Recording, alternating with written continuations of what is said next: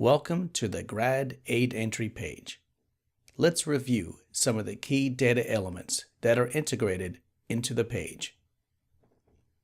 The first section of the page, which can be hidden by clicking the arrow, provides key information about the student and a link to email the student.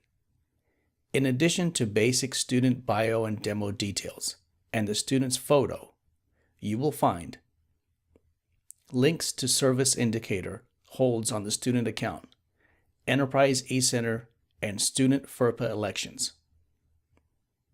The mail code that will be used if the student receives a paper paycheck. The mail code is populated from a table containing a default mail code for each department. If the mail code is incorrect, the student may modify it from their GFS snapshot in My Access. Citizenship status, which will tell you if the student is a U.S. citizen, permanent resident, or international temp, non-resident of the U.S. TA level, which will tell you if the student is authorized to receive a teaching assistantship. Direct deposit enrollment status. Please encourage the student to enroll if you do not see the green check mark, to ensure that the student receives pay as quickly as possible. Student enrollment status. Payroll deduction status.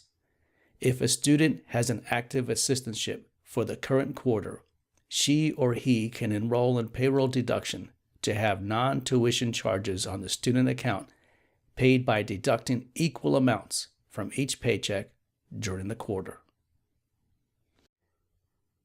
The next section of the page, the term summary, details enrollment and will be a frequent point of reference as you are entering aid. This section includes units in progress, meaning the number of units for which the student is registered for the current quarter and previous quarters. Home org, which is the primary department from the student's program plan.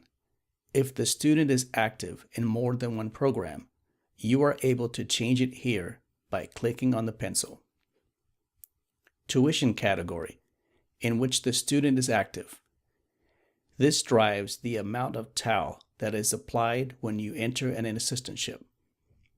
Health subsidy status, which will tell you whether or not the subsidy has been awarded.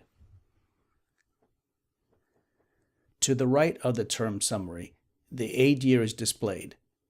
If the student also has aid entered in either the postdoc or non-matric modules, you will see an indicator of this here.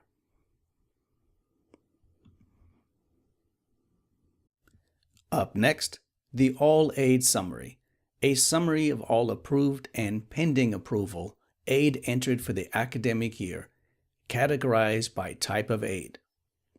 A periodic review of this section is helpful in identifying quarters where aid may have been under or over awarded. The student is also able to see the same view of data called the GFS snapshot in My Access, which is an aid to you when students have questions about their aid. Lastly are the aid entry details, which will be your primary workspace on the page. Aid details are organized into tabs for fellowship stipend, fellowship tuition, assistantship salary, and assistantship tuition TAL. Clicking the arrow allows you to see the details of what has been previously entered. As you scroll down the page, you can see disbursement and financial information and space for notes about each aid line, as well as information about the originator and approvers. In each tab, the layout will be slightly different to accommodate the types of aid being entered. These icons allow you to add a new aid line, save a line with the status of draft that will not be routed to workflow. Use the checkbox to choose a line to save and submit to workflow. or delete an aid line that has not yet been routed to workflow.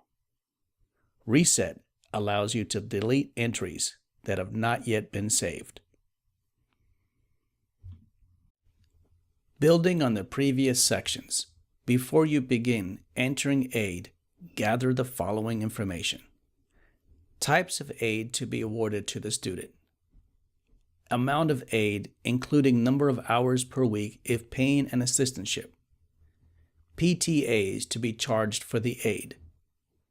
Item types for the PTAs, set up with charge priorities for the types of aid awarded, and quarters covered by the aid.